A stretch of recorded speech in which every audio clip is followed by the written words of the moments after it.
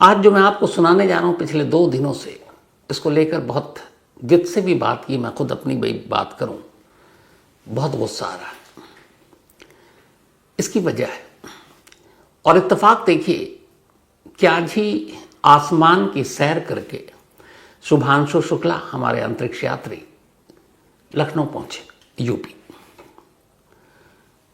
मतलब हम चांद सितारों तक पहुंच गए। हमने क्या खूब तरक्की की है, लेकिन ज़मीन की हालत आज भी ये है कि हम घासलेट का कनिस्तर हाथों में हमारे ही जैसे कुछ इंसानों के है, लाइटर या दिया सलाई है, और सामने जलती हुई बेटी, बहू या पत्नी है। गुजरे ज़माने की बात होती तो सोचता कि हाँ ऐसा हुआ करता था। 80s में 90s में बहुत ज़्यादा दहेज को लेकर मौतें होती थी, और तब तो यही होता था कि बहुओं को, पत्नियों को लोग जला देते थे। लेकिन आज 2025 में जब हम आसमानों की सैर कर रहे हैं, अभी चांद पर जाने की बातें हो रही हैं, और उस दौर में इसी देश में एक सास, एक पति, एक जेठ, एक देवर, एक ससुर मिलकर एक पत्नी, एक बहू और एक बच्चे की मां जो है आग के हवाले कर देते हैं। दिल्ली के करीब जहां इस वक्त मैं बैठा हूं, मुश्किल से 25 या 26 किलोमीटर की दूरी होगी जिस जगह यह वारदात हुई। तस्वीरें कलेजा चाक कर देने वाली हैं। हमारे देश में अभी एक बड़ा जोरों शोर से नारा चलता है, बेटी बचाओ, बेटी पढ़ाओ। इस वारदात के बाद एक लाइन और जुड़ती नजर आ रही है, बेटी बचाओ, बेटी पढ़ाओ, बेटी जलाओ। आपको याद होगा अभी पिछले हफ्ते 10 दिनों तक सुप्रीम कोर्ट की 5 अलग अलग जज, पहली खेप में 2 और दूसरे में 3, बाकायदा देश की सबसे बड़ी अदालत में बैठे थे। फैसला ये करना था कि एक जानवर यानी कुत्ता इंसानी बस्तियों में रहने लायक है कि नहीं है, उसे वहां रहने दिया जाए या फिर उसे बाहर निकाला जाए। फैसला हो भी गया। लेकिन असल मानों में जानवर कौन है? कम से कम वो कुत्ते वफादार हैं। अब जानवर हैं तो कभी भौंकते भी हैं, कभी काट भी लेते हैं, लेकिन रिश्तों को जलाते तो नहीं। लेकिन इंसान के रूप में छुपे इन जानवरों का क्या करें, जिन्हें लालच और जिनके लालचीपन की वजह से न जाने कितनी ही बेटियां, बहुएं और पत्नियां जला दी गई। आप शायद यकीन नहीं करेंगे, NCRB, national crime record bureau का एक डेटा है, अभी हाल का ही, और उनके 5 साल की अगर मैं डेटे पे नज़र डालूं तो एवरेज हर साल 7,000 आ रहा है। 20 साल पर नज़र डालूं तो उस हिसाब से करीब 1.25 से 1.5 लाख हमारे देश में किसी न किसी बहू, किसी न किसी पत्नी और किसी न किसी की बेटी को जला दिया गया या मार दिया गया, सिर्फ दहेज के लिए। तो वैसे जानवरों को इंसानी बस्ती में रहने या न रहने के लिए मुकदमा होना चाहिए, या ये होना चाहिए कि इंसान के रूप में जो जानवर हमारे बीच में छुपे हुए, हमारे जैसे घरों में रह रहे हैं, इन्हें बाहर करना चाहिए। अप्रैल का वो महीना आपको याद होगा, और एक तस्वीर जब एक बीवी अपने पति का सर अपनी गोद में रखकर पत्थर की बुत की तरह बैठी हुई थी, क्योंकि आतंकवादियों ने उसके पति को गोली मार दी थी। उस एक तस्वीर ने देश को खौला दिया था, लोगों का खून खौल उठा, और इसके बाद उन सुहागनों का बदला लेने के लिए सरकार ने ऑपरेशन सिंदूर चलाया। पर दुश्मन सरहद पार के थे, उन्हें तो मार दिया।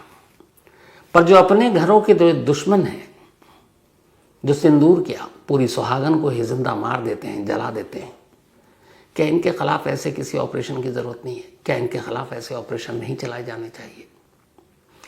मैं ये सब कुछ इसलिए कह रहा हूं कि एक बच्चा है, एक बेटा है, और वो कैमरे पर ये कह रहा है कि कैसे उसकी मम्मी को उसके पापा ने लाइटर से जला दिया।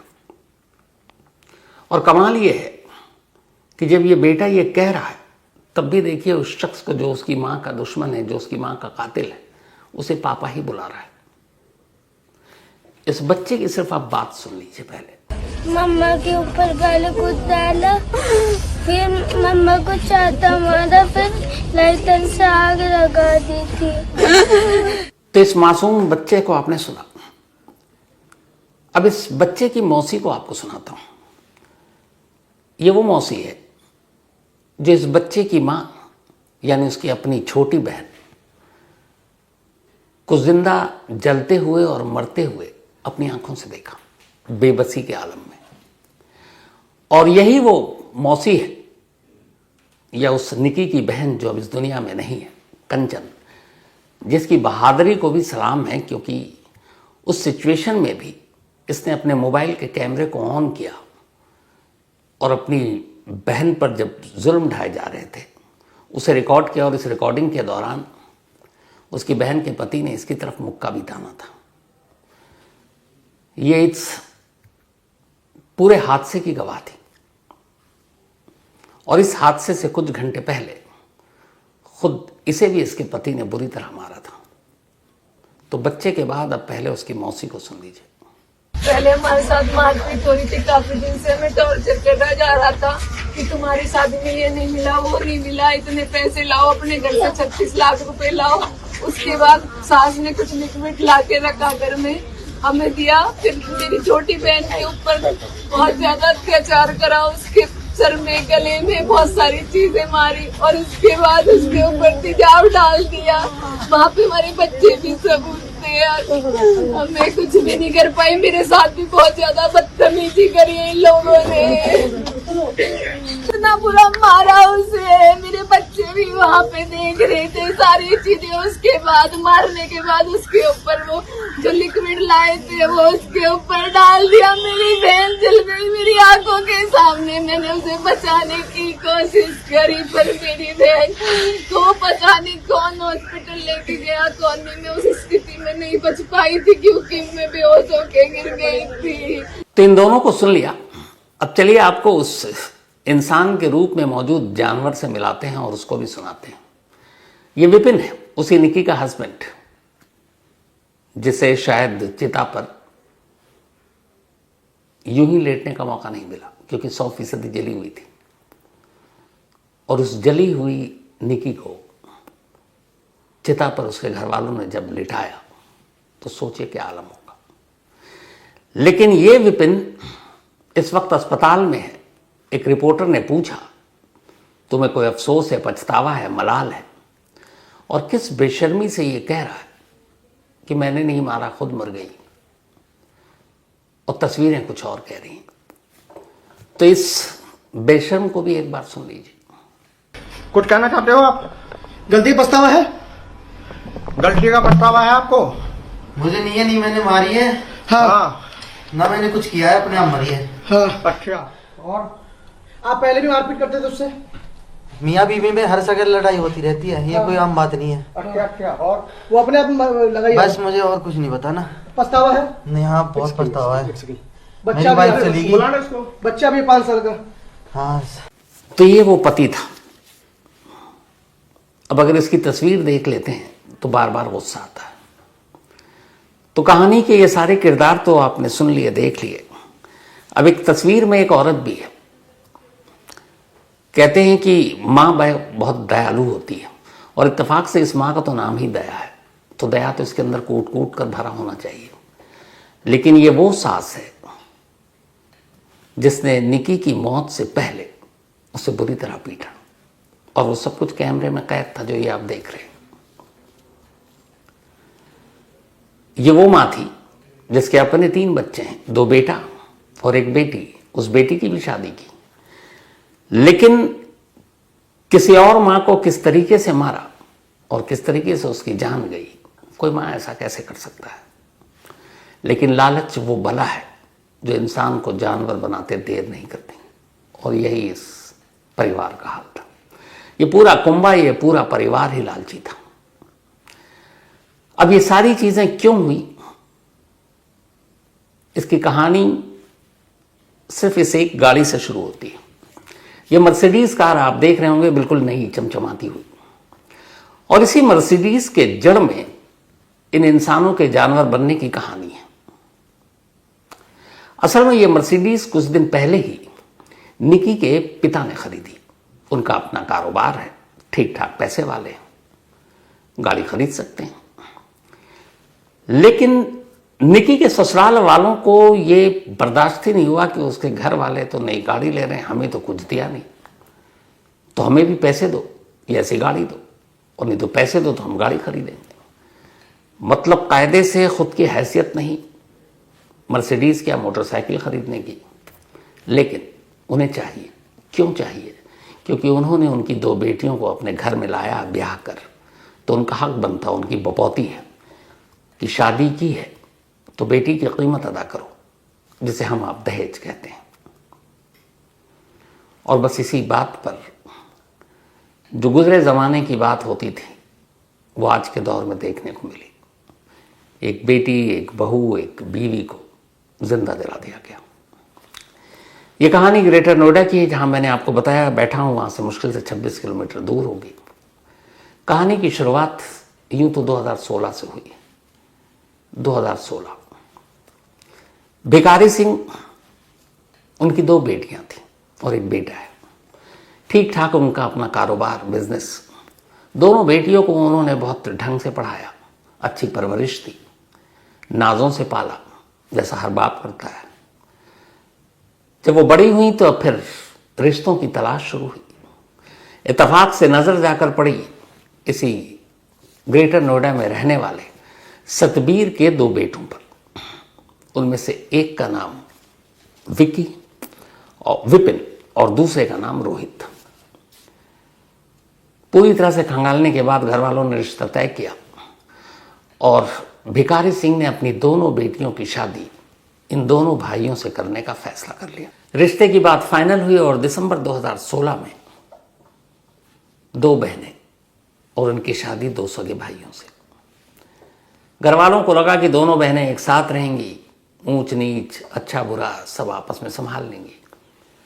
यही सोचकर शादी की, और क्या धूमधाम से शादी की। जितना खर्च हो सकता था बाप ने किया। दहेज में स्कॉर्पियो गाड़ी दी, बुलेट दिया, लड़के की फरमाइश थी कि बुलेट भी दो। महंगे महंगे तोहफे दिए, कीमती सामान दिए और पूरे शान शौकत से शादी की। 16 में ब्याह कर ये दोनों बहनें दोनों भाइयों विपिन और रोहित के घर पहुंच गई। ये दोनों तब पढ़ रहे थे, बिजनेस या काम भी नहीं कर रहे थे, बेरोजगार थे एक तरह से। और आज भी आलम यह है कि एक तरह से बेरोजगारी है। उसकी वजह यह है कि इनके परिवार के जो मुखिया हैं सतबीर, उनका अपनी परचून की दुकान है, जहाँ आटा चावल दाल तेल साबुन ये सब बिकता है। जबकि निकी और कंचन के पिता का अच्छा खासा कारोबार, उनके पास दौलत ज्यादा थी। उन्हें लगा दोनों बेटियां खुश रहेंगी, लेकिन उन दोनों की नज़र और उस घर वालों की नज़र तो उनकी दौलत पर थी। शादी के कुछ महीने तक तो ठीक चला, उसके बाद मुंह खुलना शुरू हो गया। हमें ये चाहिए, हमें ये चाहिए। बीच बीच में बाप भी देते रहे, हैसियत थी कि चलो बेटियां खुश रहेंगी। बात एक बेटी नहीं 2 बेटियों की थी।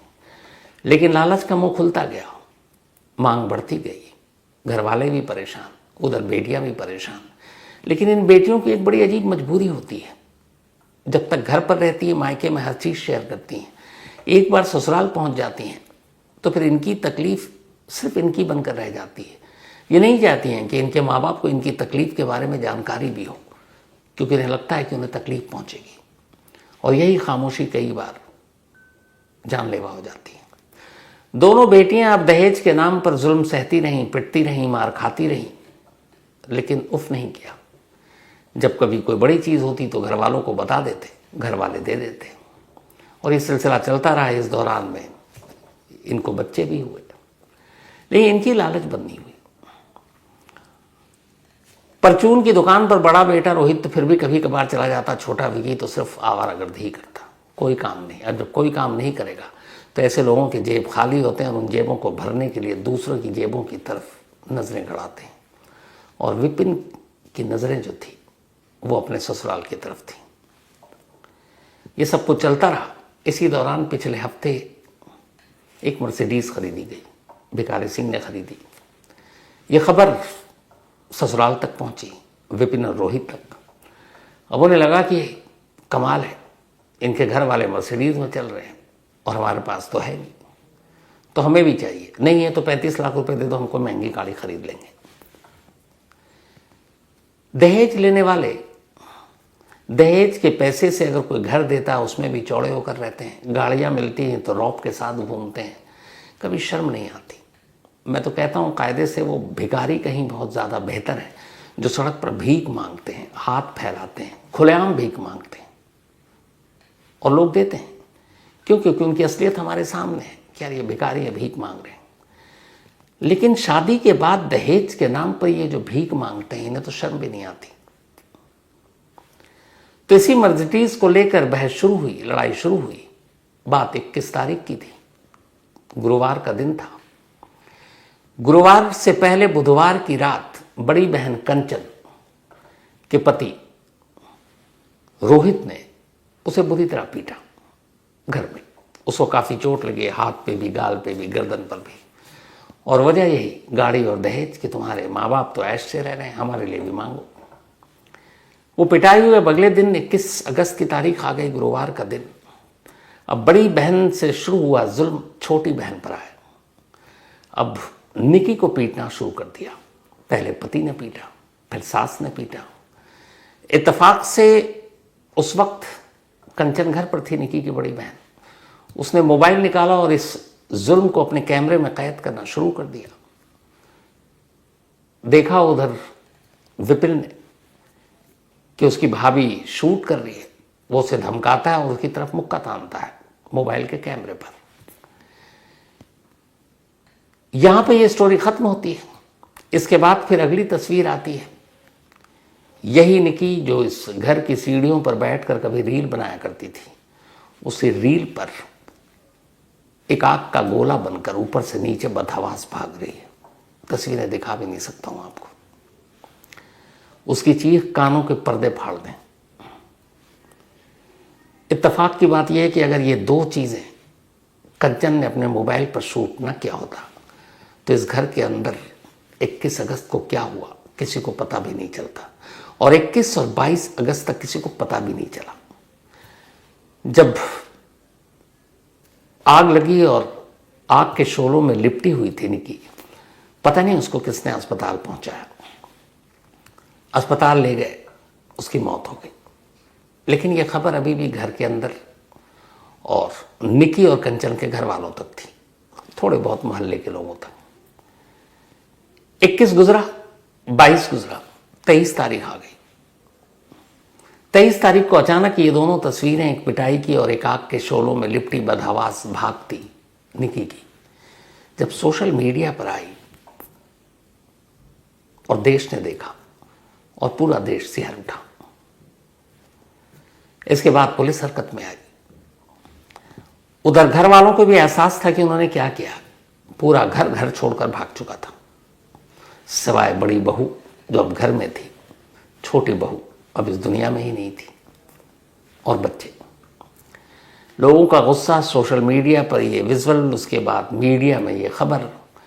यूपी पुलिस के अब तेवर बदले, ढूंढना शुरू किया गया और सबसे पहले जो हाथ आया वो वही विकी। और कहानी वही आई।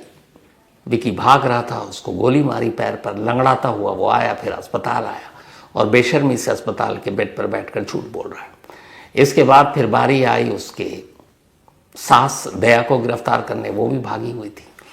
फिर जेठ रोहित यानी कंचन का हस्बैंड, वो पकड़ा गया और आखिर में ससुर सतबीर पकड़े गए। सभी कोने में दुबक कर कहीं भागने की कोशिश कर रहे थे, सारे पकड़े गए।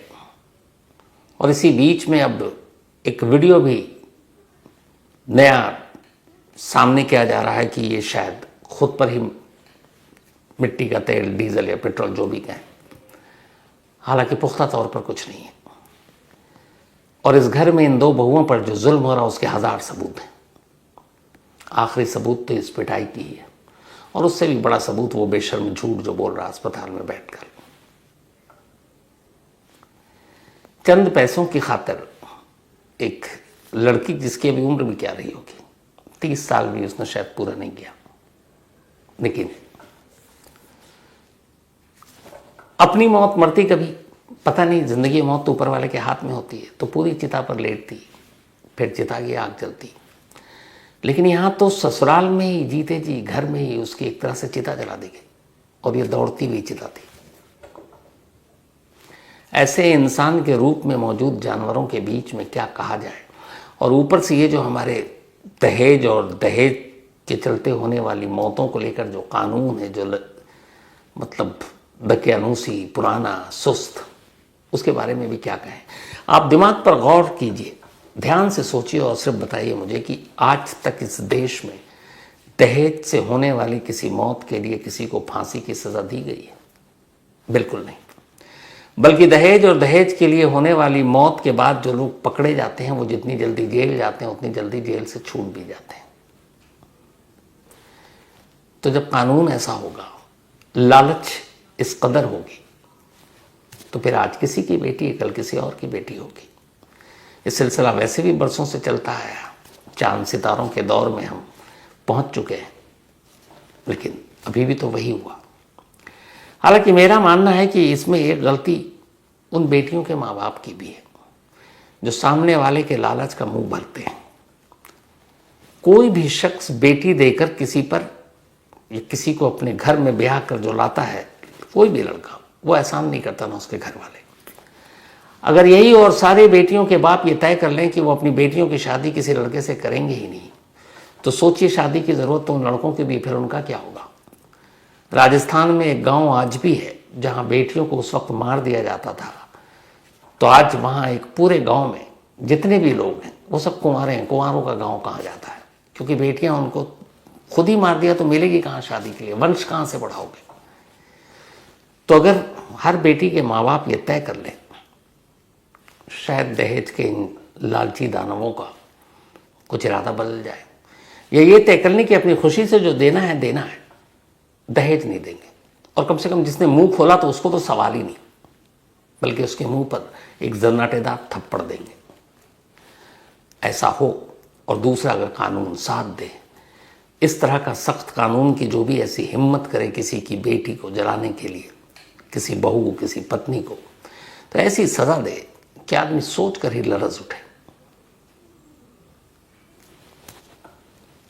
पर मालूम नहीं वो दिन कब आएगा, क्योंकि जैसा मैंने कहा, गुजरे दौर की बात तो समझ में आती थी। ऐसा लगता था कि पुरानी कहानियों में सुनते थे 60, 70, 80, 90 के दशक में कि बहुओं को, बेटियों को, बीवियों को जिंदा जला देते हैं दहेज के लिए।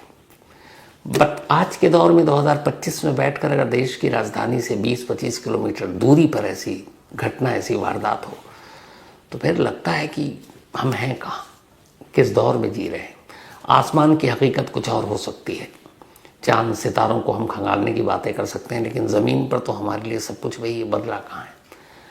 आज भी ऐसे सास ससुरपति के हाथ में घासलेट का एक कनस्तर है और सामने जलती हुई बेटी है, बहू है, बीवी है, बदला कहाँ। बदल सकता है अगर कानून साथ दे, बदल सकता है अगर हर माँ बाप जिनकी बेटियां हैं वो तय कर लें। कैसे लोगों को दहेज देना तो दूर की बात, वो बात भी करें तो दरवाजे से बाहर बैरंग लौटा दें। किस फील्ड में बेटियां नहीं आज, आप बात कीजिए। कोई ऐसी फील्ड बताइए जहां नहीं। मर्दों के साथ कंधे से कंधा मिलाकर चल रही हैं। लेकिन आज भी जब शादी की बात आती है तो लड़के वाले का पक्ष ऊपर और लड़की वालों का नीचे क्यों? किसने बनाया? सोचने की जरूरत है, क्योंकि बेटियां, लड़कियां अपनी तकलीफें अपने माँ बाप से शेयर नहीं करती हैं ससुराल जाने के बाद। ये फैक्ट है। खामोशी से मरती रहेंगे अगर हम सब खामोश रहेंगे। इसलिए ज़रूरी है कि इसके बारे में कदम उठाना चाहिए। इस अफसोसनाक कहानी में इतना ही। आपसे मुलाकात होगी अब कल रात 9 बजे। तब तक अपना और अपनों का ख्याल रखें।